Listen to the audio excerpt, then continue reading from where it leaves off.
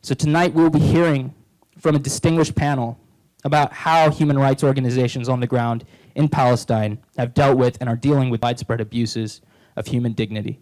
Jalil Dakwar is the moderator of our discussion. He is the director of the ACLU's Human Rights Project. So please join me in welcoming our guests. Good evening, everyone. I'm Jamil Dakwar. I'm the director of the ACLU Human Rights Program. Amira is on the far left, is a renowned journalist writing for Haaretz and has been reporting for over 25 years about human rights violations in the occupied Palestinian territory, including the Israeli military pass system, which I just briefly described in the cases of Shawan and Raja. She's the only Jewish Israeli reporter to live and report from the occupied Palestinian territory. Of course, not to confuse it with not living in a settlement, but actually within Palestinian communities. She lived for some years in Gaza, and now she lives in Ramallah. Although the recent war in Gaza has received headlines recently due to the presidential primaries, the conversation, as usual, is focused on, if not limited to, Israel and its security interests. Sadly, American politicians and the mainstream media continue to accept Israel's narrative and arguments without checking the facts or in any way challenging them.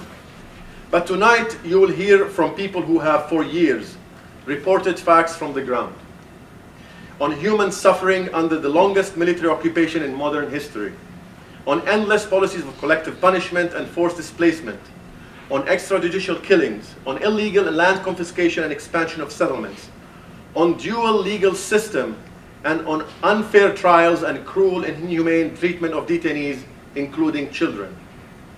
Finally, you will hear about the culture of impunity and the recent cases that were submitted to the International Criminal Court.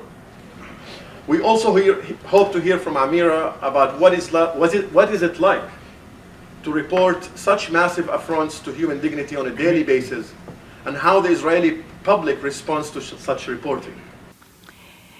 Having lived so long among Palestinians, I acquired some characteristics, I guess, of the Palestinians, and one of them is internal competition. And I find myself often competing or doing the competition in my mind. Where the Israeli regime is the worst in all the parts of Palestine? Where are the Palestinians who live under Israeli domination have it worse? Gaza, Israel, Jerusalem, West Bank. For years, I was sure that it was Gaza, and still, having heard again Raji reminding us about the horrors of the wars, it's impossible not to conclude that this is the worst. That the people have lived there in practical detention camp, huge detention camp, detention facility. And it's more than 10 years, because yes, the siege was more and more, which was applied, was more and more severe after the elections of Hamas. But the policy of siege, of closure, started long before, in 91, where Palestinians in the Gaza Strip were not allowed to move freely in and out, and to have people visiting and coming. So Gaza, of course, is the worst. But then on the other hand, we have Israel, the Palestinians in Israel, who live permanently with the Nakba. I mean, everywhere you live permanently with the Nakba, with the loss of homes for 700,000 people, with destroyed, demolished houses. But in Israel proper, you just live in it, and you see the ruins, or you see the cities and villages and Israeli Jewish villages that were built instead. And you are under an Israeli they are citizens, but they live under forms of racism and intolerance that are on a daily basis, and exclusion in the Israeli society. And then we have the West Bank, of course, where we experience the worst and the worst process now, and the quickest process of colonization that is still going on. And we have East Jerusalem. I must say that in the last years, the results of my internal competition is East Jerusalem. I think that East Jerusalem in Gaza, and this I see sometimes, you don't see us. You don't see you are not on a daily contact with the Israeli soldier and the Israeli bureaucrat and the Israeli occupation and the Israeli average racist. You get it from the planes and from the water and from the sewage, but you have some sense of autonomy. And so in the West Bank, also in the little enclaves of the West Bank, people have it have some sort of a rest from the arrogance of the Almighty. But in Jerusalem, this is the daily contact on the one hand, daily contact with racism, with cynicism, the cynical of the dual rule and of the hypocrisy. You say that they are residents and they get their social rights and everything, but actually Jerusalem neighborhoods, Palestinian Jerusalem neighborhoods, have turned into the worst slums that can be, and where the process of destruction of the families and attacks against families and the privation of children from their childhood is, according to what I see as a journalist, are the worst. So this is, having said this, actually I described one of the biggest successes of Israeli settler colonialism, and this is the fragmentation of Palestinian society. And if we leave for a moment aside the Palestinians who are Israeli citizens in Israel proper, we have the components of Gaza, West Bank, and Jerusalem. That before 91, these three components, together, of course, with the Israeli Palestinians in Israel, they felt that they live as one community. And this was the starting point of what was called the peace process, 91 and then 93.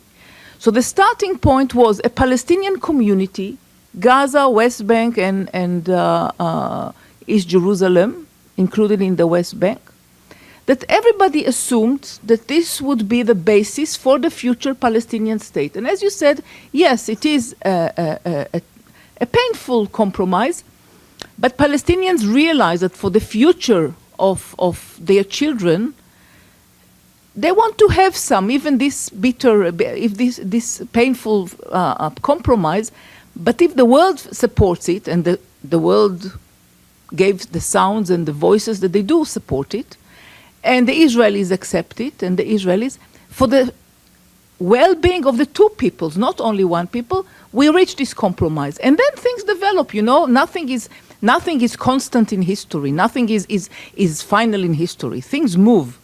So once you build up a next stage, which is a next historical stage, which is benign, which is good, which shows the goodwill of the two peoples and the interest in changing realities, okay, then we build another, then we continue building and addressing the self-contradictions that always exist in every society.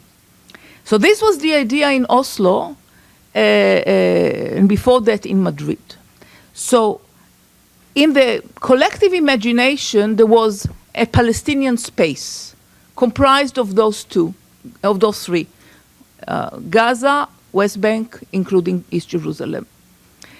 And yes, there were enclaves, Israeli enclaves in the Palestinian expanse, in the Palestinian space, which would be the Palestinian state. And it was clear that with time,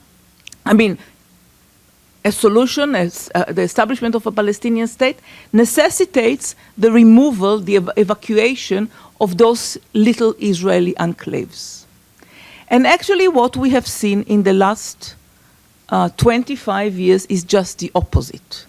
What Israel managed to do is to turn the Palestinian expanse into an Israeli expanse with the the Palestinian expanse into an Israeli expanse with Palestinian enclaves.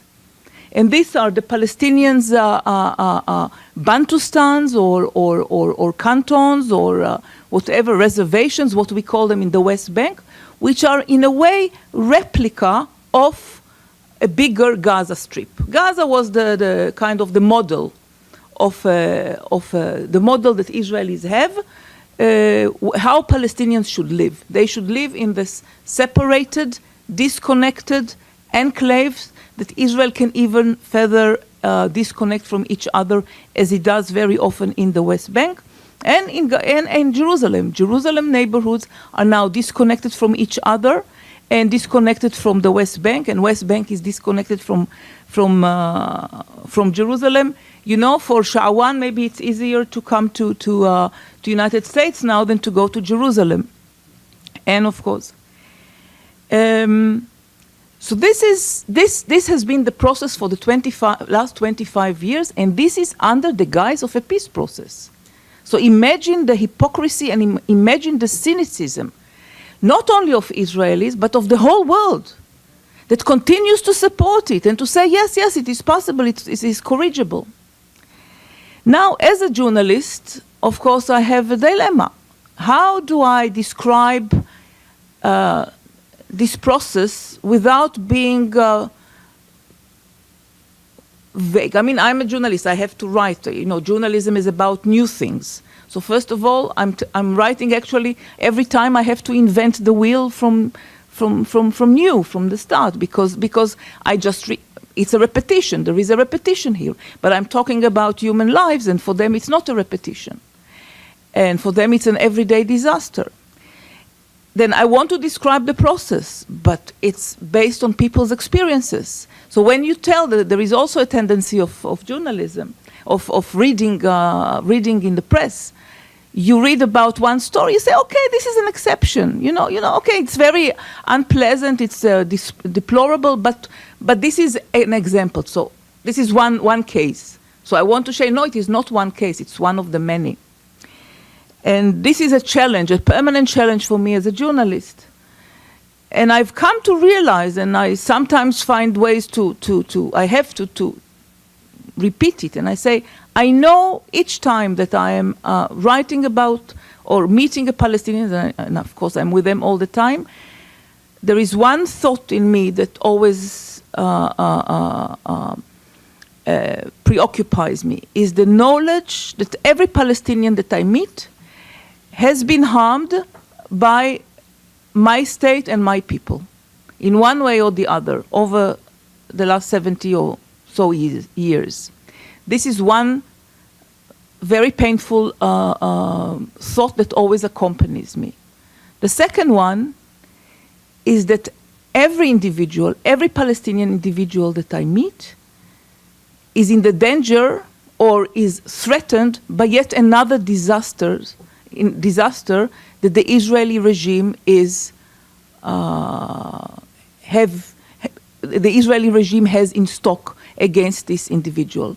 Loss of liberty, loss of work, loss of land, loss of freedom of movement, loss of a house, and loss of life.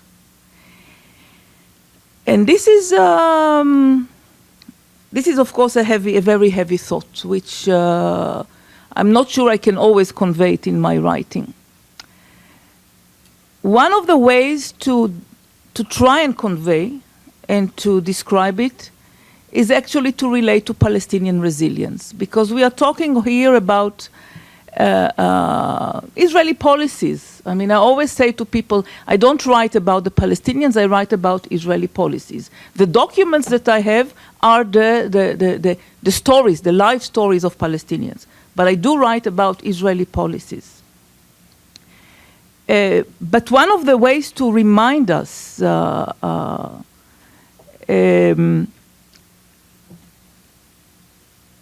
or one of the ways to see the individual in this mess or meta-personal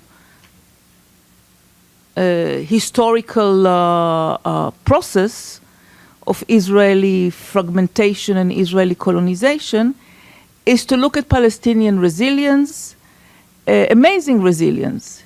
You know, when I talk, for years I haven't been able to go to Gaza, unfortunately, but whenever I call my friends in Gaza or get phone calls in Gaza from friends in Gaza, I can forget that what they are through, because they are so warm and friendly and funny and full of humor. The reason Sha'wan told me a few months ago when we met and we discussed the issue of Israel, of Palestinian youngsters who were killed during, I think that mostly when they attempted to stab a soldier, but there was no soldier or another Israeli. There was no need whatsoever to kill them. This is obvious. This is beyond doubt. And we discussed it, and Sha'wan reminded me of how he was a youngster in the early years of the occupation. And it was very clear, of course, as youngsters, kids threw stones at Israeli jeeps, military jeeps. That's what the people under occupation does. That's one of the basic facts of nature. And he said, we felt that the soldiers, the jeeps, went away. We were storming them with stones, but it was clear they had orders to refrain from killing. Now the orders are the opposite, and this shows the great change in Israeli society. But both Raji and Sha'wan belong to a generation that did meet Israelis that are other than soldiers and settlers. And that's something that Palestinian youngsters of today do not know. What they know are only Israeli settlers and Israeli soldiers. For them, this is the Israeli society. For them, there is no way to compromise or to come to terms with the Israeli society, because it is a military society that only, as they see it, and they have no reason not to see it that way, only one finds ways to get away of them. If not expel them, because now politically or diplomatically it's impossible to expel them out of Palestine, but to close them in, pen them in the enclaves. Yes. The work of Palestinian human rights organizations and Palestinian activists against the occupation is, of course, against the occupation, against Israeli settler colonialism, against Israeli atrocities, but it is also a very humane message to the Israeli people who live Israeli Jewish people who live in the country, that there are ways to include us in a sane and fair future. But this is only if we amend our policies. Thank you.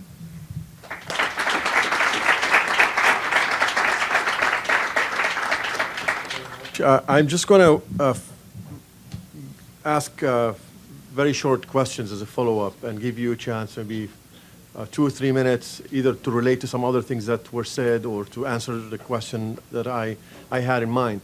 And Amira, we've obviously been reading reports about recent crackdown on civil society activists within Israel, human rights activists, something that's been going on against Palestinian civil society for years. As you know, I worked for Adala, the Legal Center for Our Minority Rights, and in the middle of the second Intifada, our offices were cracked down by the Israeli Shabak. There were other ways that they were trying to put restrictions on us. But now it seems that it's going and crossing to the Israeli Jewish organizations. How do you see that? How is it happening? And what's also, is there any influence on Israeli press and media with increased censorship that is a result of the increased restrictions of the liberties that Israeli Jewish community has been enjoying in the last several decades. Yes, indeed. If I could say until not long ago that there is a democracy for Jews, that is, we Jews are experience our right to protest and to expose the occupation and the atrocities and the crimes, and nothing happens to us because there is democracy for us, for Jews, which of course is an oxymoron. Now this is also cracking. This has since some months or even years started to crack, and there are Israeli activists, Israelis against the occupation and colonization activists that are being harassed. And it was at the beginning more the fringes, people who are more connected to supporters of BDS among Israeli Jews. But now there are two main groups which have been targeted during the last month, and also with the help of Israeli press. And these are Breaking the Silence, the groups of the group which takes testimonies from soldiers about Israeli military policies in the occupied territory, and a very tiny group which is more or less an organization, more a kind of a grassroots group which is small but very dedicated, Ta'ayush. And it's not by accident that these two groups, of course you have also attacks against B'Tselem, the Israeli organization which is really documented occupation in detail and for many years. But these two groups, the Breaking the Silence and Ta'ayush, are maybe among Israeli groups the most poignant against Israeli colonization policies of today. Ta'ayush people have been accompanying for the last 16 years, have been accompanying Palestinian farmers and herders to their fields as a way to protect, or as a human shield actually, because these farmers in the remote places in the West Bank or places which are in the fringes, they are being attacked by settlers and they are being barred from reaching their lands.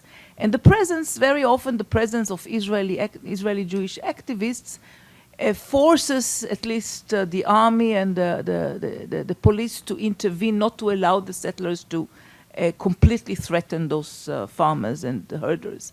And I joined them several times, and I speak with Palestinians there, and they feel that this kind of presence allows them to try and reach their land. Otherwise, it will be lost to the settlers. And the settlers are very cunning and very, in other parts where there is no such presence, settlers have managed to get control of a lot of Palestinian land. Just north of Ramallah, there is a vast region near the settlement of Shiloh where they really got control of a lot of land. I don't call it either private or public land, it doesn't matter, but it's Palestinian land. And they are cultivating their vineyards and all kinds of orchards. And also in the north, in Nablus area, and then in the west, in Salfit area. So with the help of the army and settlers' direct threats against people, they get control of more and more land. And the presence of Ta'ayush is blocking it, trying to block it, at least in the south of the West Bank where they are active. It's a very small group. Breaking the Silence, which brings in testimonies it actually brings testimonies about the army, whose main role over the last over these years has been to protect Jewish settlers inside the West Bank, which means, and also in the way in Gaza, because the role is to maintain the fragmentation of Palestinian society.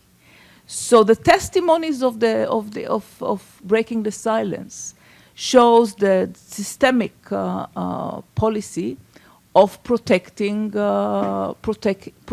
this. We could say it's the criminals, because settlers are international. They are breaking international law. They are criminals, and this is the main task of Israeli army, to protect their lives. So what does it mean to protect them? It means to protect them against any Palestinian uprising, any Palestinian protest, any Palestinian steadfastness. So these two groups have been targeted lately in different ways, and in both ways, actually, a right-wing organization planted spies in those two groups, then coming out, selling its products of hidden camera to Israeli media. Imagine, Israeli media, Israeli mainstream TV, two TVs, and I think also a paper, a newspaper, and selling as if they are making making all sorts of allegations based on those things. And the Israelis can't fall into it, and of course, and there is a lot of blowing up and lies connected to it. I must say that the two groups have not, they have not succeeded.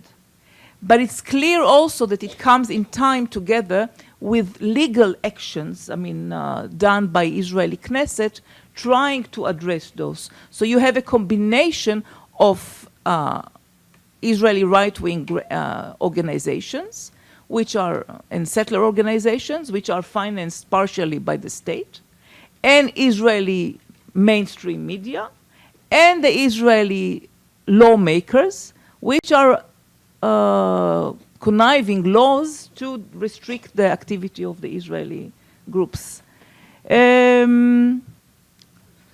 It is more difficult, maybe. It is more, people have thoughts. You have groups. I'll just give you an example. I know a person who is looking for a job now. She was a journalist. She had to leave the job, and then she's looking for a job. And I told her there are some vacancies in some human rights organizations.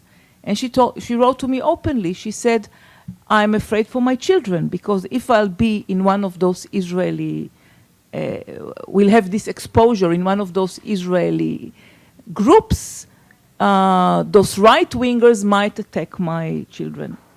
This is a new development. I don't see it yet. Still, I will say there is nothing to compare between the dangers that we face and, of course, the threats, permanent threats, and attack on the right of freedom of every Palestinian. There is still nothing to compare. Palestinians in Israel have been attacked and are in danger much more than Israeli Jews. But this is the direction. Thank you. So we now have some time for your questions. You said that the bodies of Palestinians are only released if the families agree to no autopsies. This immediately raises the question, is there the possibility of organ harvesting by the Israeli authorities? Concerning the issue of harvesting of organs, I want to make one thing clear. There have been investigations, journalistic investigations about the conduct of the Israeli pathological center, and it was discovered indeed that organs of the dead have been taken, but not only on Palestinians and not mainly Palestinians. Over the years, there has been a very strange conduct of the head of this pathological center. And he used it again, not for trading and not for transplanting. It was taken for scientific reasons, very obscure scientific reasons. So this is something that we have to be accurate about. There were kids during the first Intifada that were returned. They were killed by Israeli soldiers, and two of them we know from Gaza. And they were taken, the family saw them all sold when they were returned. And probably there were some other cases inside the West Bank. But there were many more soldiers, families of soldiers who died died or were killed and were there, or usually died for several reasons during the military service, and the families discovered that they were not given as a whole back to the families. So it was. This is an important, and it was not for it is not for giving kidneys, selling kidneys, etc. The investigations have never found something that can allude to this. I think that we spend a lot of time and energy on this discussion, one state or two states, as if it is right now something like a product on the shelf in the supermarket, and we just have to pick either, this brand of peanut butter or that brand of peanut butter. And I think it is even destructive sometimes, this debate. And the main for me, as I see it, the main result of this discussion that the two states is impossible, so then let's move to the one state. The main impact in Israel is that it is read as legitimizing the settlements. Because if we anyway say that one day there will be one state, so we should not fight against the settlements, let them remain there. And the settlements remaining there means on a daily basis the torture, the tormenting, of the people and mutilation of the land on a daily basis. In the Israeli, I think we should not give up the demand, or first of all, the reminder that the settlements and the occupation of 67 occupied territory are against international law. That the settlements are violation of international law, that every settler and everybody who intends to settle, and also the children and everybody, are violating international law. This is a weapon that we have. This is a political weapon that we have. And what has happened in the last years with this very heated and very abstract discussion about one state or two has given up this weapon. And I see it with Israelis. There are Israeli radicals who say, anyway, the whole country is like this, so why should we concentrate on the West Bank, on the settlements in West Bank? No, we see the torture that is involved in this, and the permanent threat of people's living standards, and living in the 60% of the land of Palestine, of the West Bank, 60% of the land, Israel is now in the process of annexing officially or semi-officially to Israel, while expelling the Palestinians from this land. So I suggest, I prefer to speak about principles, not about fundamentals, not about the solutions. Because as I said before, solutions, there is nothing which is final in history, really. When we, in the Israeli left wing, when we talked about the two-state solution in the 70s, this was a progressive proposal because neither people recognized the self-determination, the right of self-determination of the other people. So it was some sort of a progressive a proposal for progressive approach to the conflict. And conflict is the wrong word. Right now, two states, when did the Israelis start talking, when the Israeli establishment started talking about two states? When they made sure that Gaza is completely out of the equation, where East Jerusalem is completely disappeared into those slums, and when the West Bank, when there are Bantustans or enclaves or reservations in the West Bank, when this policy has succeeded. This is when I first started hearing Shimon Peres, the king of all hypocrites. This is when I first heard him talking about two states. I call it, it's not a two-state solution what they are offering now, the Israelis. It's the seven-state solution, let's say. The state of Gaza, the state of Israel, the state of Ramallah, Nablus, etc. So I suggest to talk about fundamentals and then see how it is simple, it is obvious, but we see how difficult it is because of the Israeli policies, but also because of changes within the Palestinian society. And I think that natural changes. We speak about, there are two peoples in the country, the Palestinians, needless to say, and there is an Israeli Jewish people which lives in that country. Both peoples have rights as people who live there. And there is the principle of equality. And without the principle of equality being implemented on the ground, there is no sane future in that country. And when I say equality, just what I want to say is that equality is also recognizing 48, recognizing Israeli responsibility for 48, for the expulsion of the Palestinians, for the loss of their homeland. Equality means, for example, to acknowledge the rights of Palestinians to return, but at the same time, equality would mean to abolish the law of return, which allows Jews, I mean, from all over the world to people a country where they never lived before. Equality would also mean that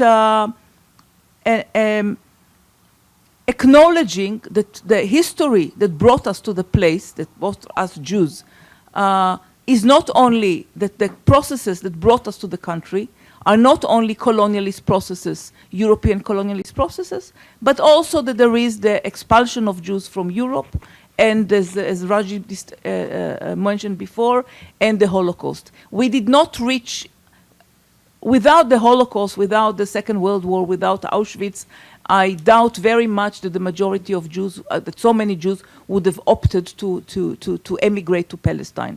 Zionism never had the majority of following majority among Jews, but until the 30s and the 40s, after with Hitler and after. So this is what I mean about dynamic sense of equality.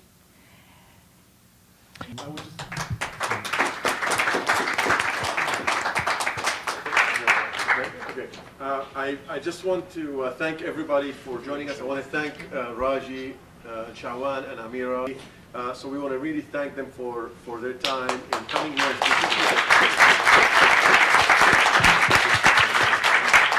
Yeah,